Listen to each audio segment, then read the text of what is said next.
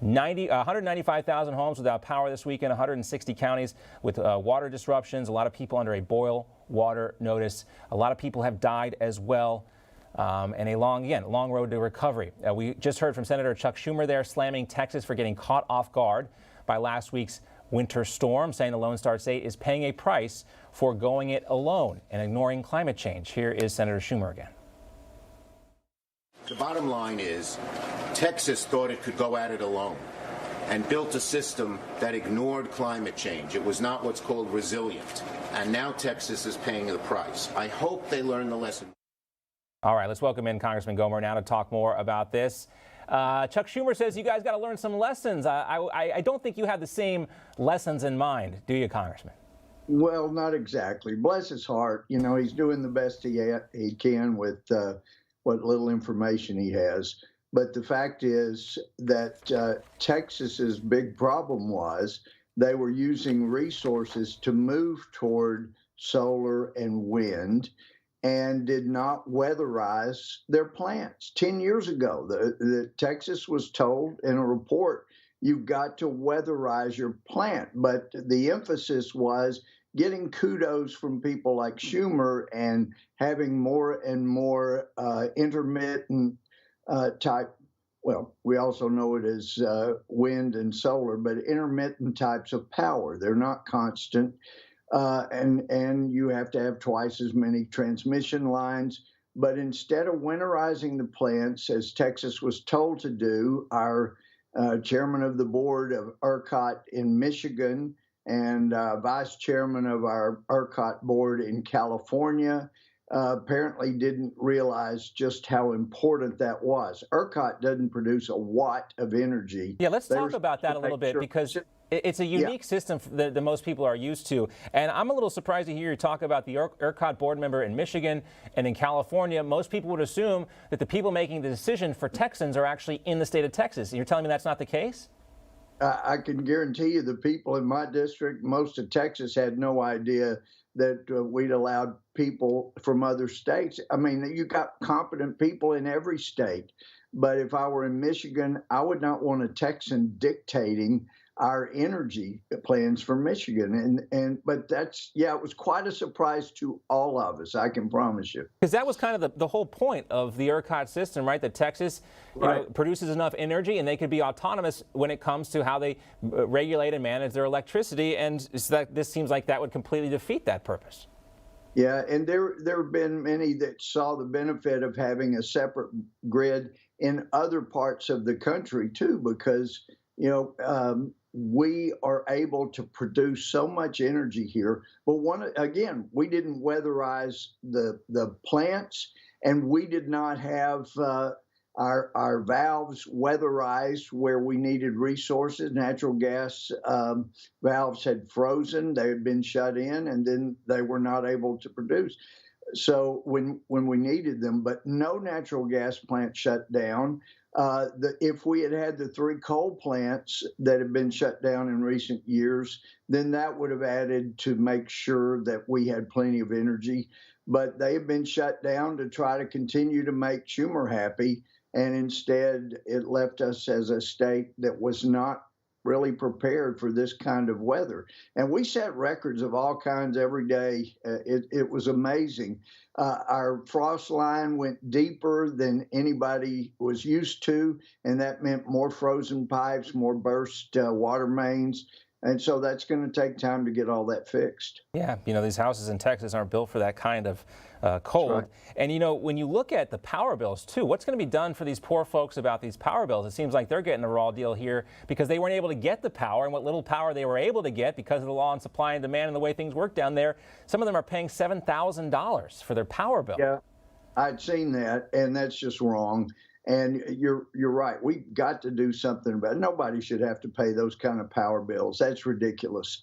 So those are things that are going to have to be addressed. And unfortunately, some of the federal guidelines, they don't allow for payment of or subsidies for energy bills in Texas. So it's something that we're going to have to deal with here.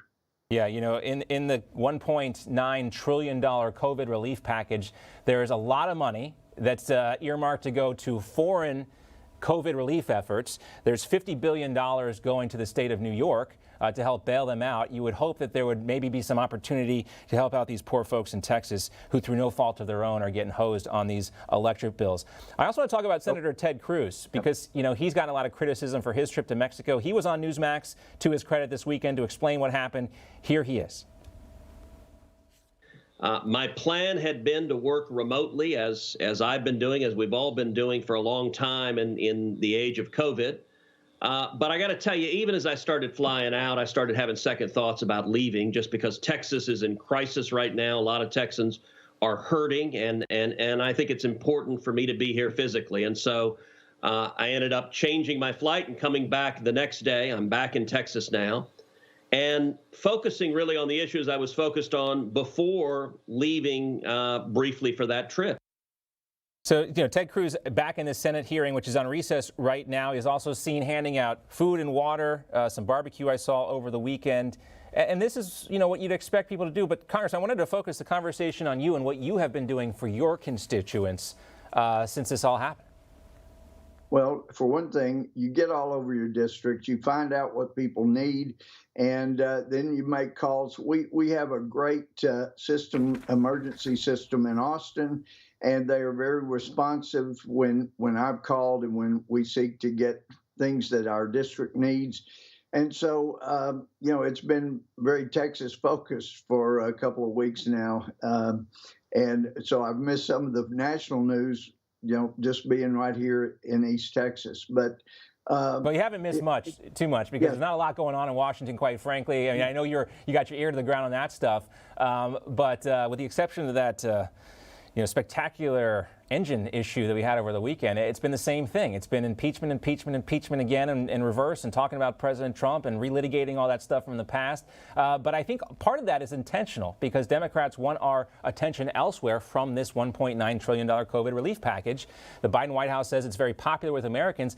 But again, we see, you know, several cases where this money really isn't designed to go to COVID relief. No, and some of it, like for schools, won't be spent until after this year. So it doesn't make a lot of sense. And you're exactly right. When they're making noise about one thing in Washington, the Democrats, that is, you can be sure they're trying to slide something else through. We're going to be, as I'm told, taking up the Equality Act that is anything but about equality. It does massive damage to women's sport, undoes so much of the good that we've done in equalization of rights and scholarships, all these kind of things. And now women's rights movement that has made so much gains, as it should have, it's taken a back seat, and transgenderism is going to, as we had testimony in one of our hearings in the last Congress, it's going to be quite powerful in maybe ending the majority role women have in women's sports. It's just tragic what they're trying to slide through. You think about the scholarship opportunities for women in sports now in college. That'll go away. All the, you know, you can talk about statistics where young women that play sports, and they're much lower pregnancy rates while they're teenagers. These are all proven facts, and it's unclear to a lot of us why Democrats would want to go down this road. You know, it's apparently it's where a lot of their money came from in order to help them win the last election. And so they've got to play to their money sources. And so that's what we're seeing. Follow the money. That's unfortunately the game with politics too often. And you don't like where it leads. Congressman Gohmert, we'll see you soon. Thanks so much.